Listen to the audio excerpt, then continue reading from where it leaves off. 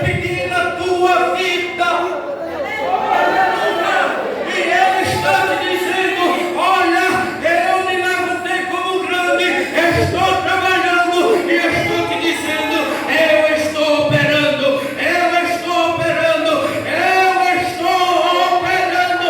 E eu quero te dizer mais, que se alguém se levantar para tentar impedir o operar de Deus, Deus lhe está dizendo: eu passarei por cima. Sabe por quê? Porque o nosso Deus é o Deus absoluto, o nosso Deus é o Deus tremendo, é o Deus que não conhece o impossível. E eu quero te dizer que o inimigo das nossas almas, ele treme perante a presença do nosso Deus.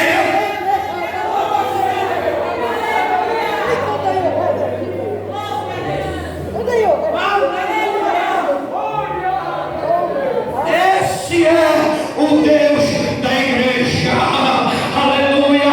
Eu quero te dizer uma coisa, irmãos, que se alguém mexer com você, está mexendo no globo ocular de Deus. Você sabe o que é o globo ocular? É a menina dos olhos de Deus. Aleluia. Deus, Ele está te dizendo: olha, ninguém pode mexer com você, porque está mexendo comigo.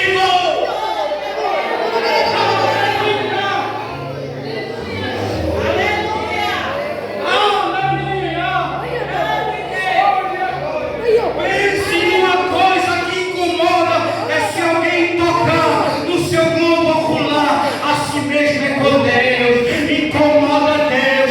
Se alguém tocar em você, está mexendo com Deus, está incomodando Deus, e Deus, Ele se levanta como grande para tomar providência.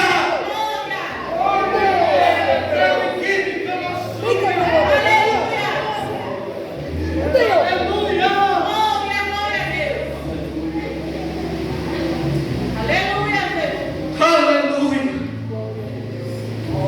Sabe o que eu acho interessante, irmão? É que essa palavra foi falada antes de Cristo, lá no tempo do profeta Isaías. Deus falando da boca do profeta e dizendo: operando eu, quem impedirá? Aí eu começo agora a pensar que a antiguidade passou, a era medieval, a era moderna, estamos na história contemporânea, e ninguém bateu no peito, se levantou e disse: eu posso impedir o trabalhar desse Deus. Sabe por quê? Porque o nosso Deus, Ele é soberano. Aleluia! E o soberano Deus, Ele se levantou aqui nesta noite como grande para pelejar pela minha vida e pela tua vida. Eu quero te dizer que nesta peleja não tereis que pelejar.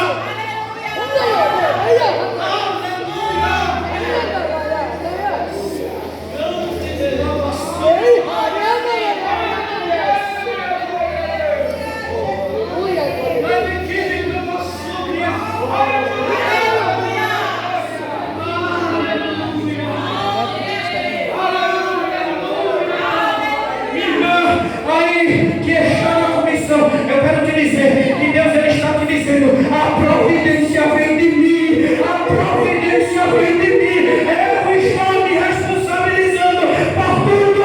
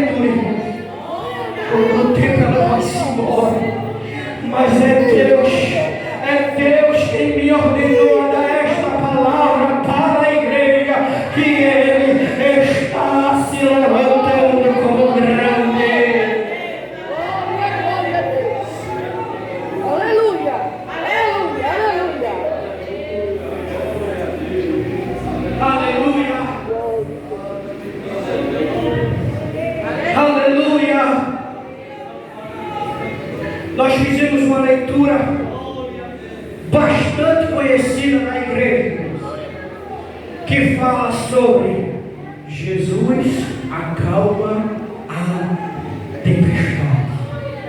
Você observa, você é bem ligeiro por causa do tempo. Você observa ali que Jesus, ele estava às margens do mar da Galileia. Ele estava na parte ocidental, falando, pregando e ensinando a palavra de Deus. E como nós bem sabemos, irmãos, tinha muita gente ali escutando Jesus. E Jesus, ele fala a respeito de palavras de vida eterna, ensina sobre a palavra de Deus. E aquele povo que estava ali, muitos estavam para aprender, outros estavam para alguma coisa que tinha interesse em sua vida pessoal, estavam esperando de Jesus algum milagre, alguma coisa, porque bem sabemos nós que aonde Jesus ele andava, acontecia prodígios, milagres e maravilhas. Então muita gente estava concentrada ali, porque a fama de Jesus, ela estava adiante dos povos ali, da Judéia, da Galileia, de Cafarnaum. Então em todas aquelas regiões que Jesus ele andava, o povo ouvia falar a palavra de Deus. E a nossa Bíblia, ela diz que a fé, ela vem pelo ouvir, e ouvir a palavra de Deus. Então muita gente estava ali ouvindo a palavra de Deus, estava buscando algo da parte de Jesus. E Jesus ele se cansa ali no finalzinho da tarde, e ele diz aos seus discípulos: nós vamos atravessar o mar e vamos para outra margem do mar. E você observa ali que ali era um lago que tinha aproximadamente 21 quilômetros de comprimento e tinha 14 de largura. E ao redor daquele lago havia ali montanhas, e aquele lago estava abaixo do nível do mar, aproximadamente 200 metros. Então o que acontecia ali? Um fenômeno da natureza, geograficamente falando, que o vapor da água quente do mar, ela começava agora a colidir com o ar frio que vinha das montanhas. E o que acontecia ali? Acontecia muitas tempestades e até mesmo redemoinhos. Então aqueles homens que estavam com Jesus, alguns eram pescadores, e eles sabiam o melhor momento de entrar no mar. E com certeza, se eles entraram, é porque o clima estava favorável para se atravessar de uma margem para outra. Mas como o nosso irmão Marco falou, que acontece coisas de repente, então o que acontece ali repentinamente? É que acontece a tempestade, e começa ali uma grande tempestade, e nós vamos ver que Jesus, ele estava de fato dormindo, ele não estava cochilando, irmãos. Por quê? Porque ele estava ali com uma almofada, pegou no sono pesado, porque Jesus, ele estava ali falando da palavra de Deus, estava trabalhando para o reino dos céus. E o que acontece? Jesus, ele se cansou. Por ser homem, ele se cansou, e quando ele se cansa, ele começa agora a dormir na polpa do barco. Mas o que é interessante, irmãos, é que ali naquela tempestade, aqueles discípulos que tinham experiência com pesca e com o mar, muitos deles viviam do mar, começaram agora a ficarem desesperados. sem saber o que fazer, meu irmão.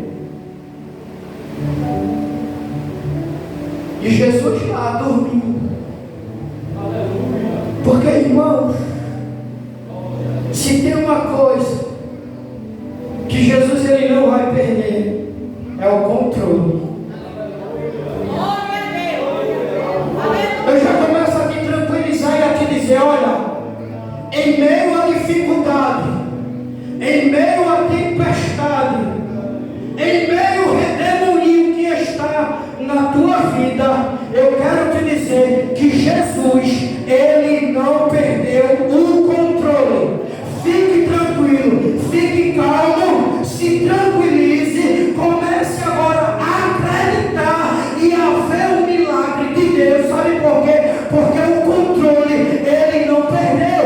Você não sabe por que está acontecendo a tempestade, mas eu quero te dizer que a palavra de Deus, ela nos traz um alento quando ela nos diz, olha, vocês não sabem por que isso está acontecendo. O que eu faço hoje, vocês não sabem, mas saberá depois. Porque Deus, ele quando bota alguém na dificuldade, eu quero te dizer que se torna tudo complicado, mas depois Deus, ele descomplica, aparece, explica e faz tudo bonança. Por quê?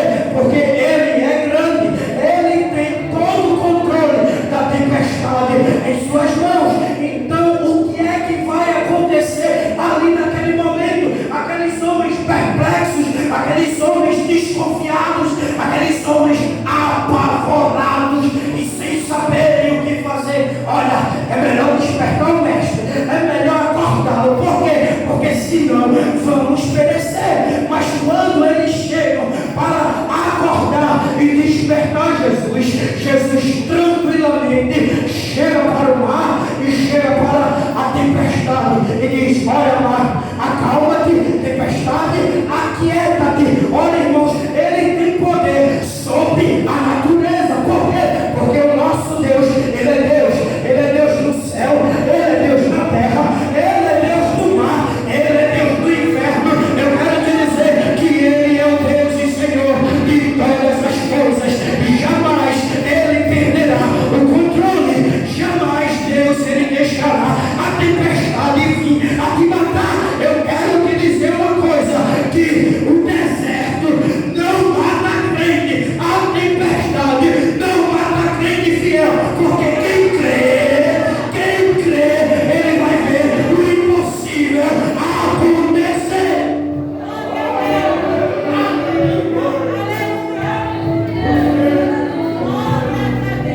Vamos fechar.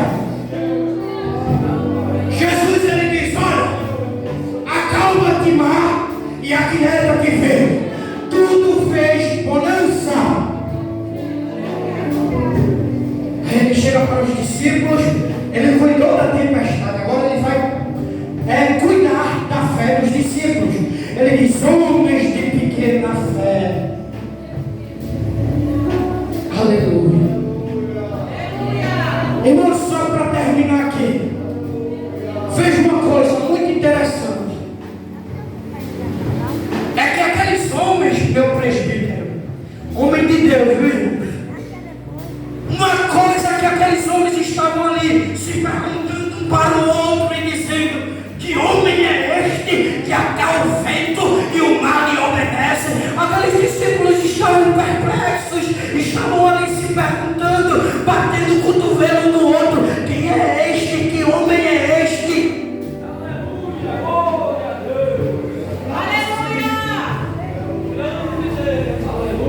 Maravilhados e perplexos.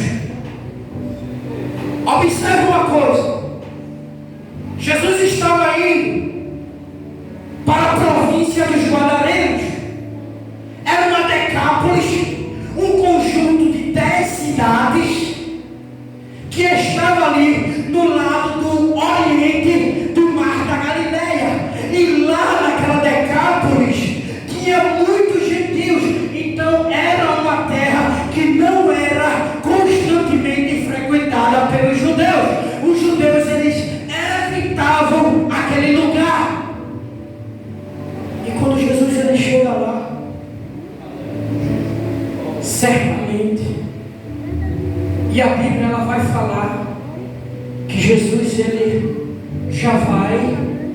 em espírito de oração. Porque com certeza Jesus, ele sabia que lá do outro lado tinha alguém que precisava de um milagre também. E diz a palavra de Deus que lá na província dos Guadareiros tinha um homem que estava endemoniado. E aquele homem, ele se feria, irmãos. Ele vivia ali pelos sepulcros, ele vivia pelos cemitérios se rasgando, e alguém tentava prender, mas só que ele quebrava todas as correntes, e não tinha pela força do inimigo quem pudesse deter aquele homem daquela situação. Mas aí vem uma resposta para os discípulos. Presta atenção, irmãos, como isso é forte. Enquanto os discípulos se perguntavam: quem é este? Que homem é este? Lá do outro lado tinha um homem que estava sem consciência própria, mas estava fortemente endemoniado, porque no seu corpo tinha uma legião. E quando aqueles demônios, eles avistam Jesus chegando naquele lugar, eles dão a resposta para os discípulos que estavam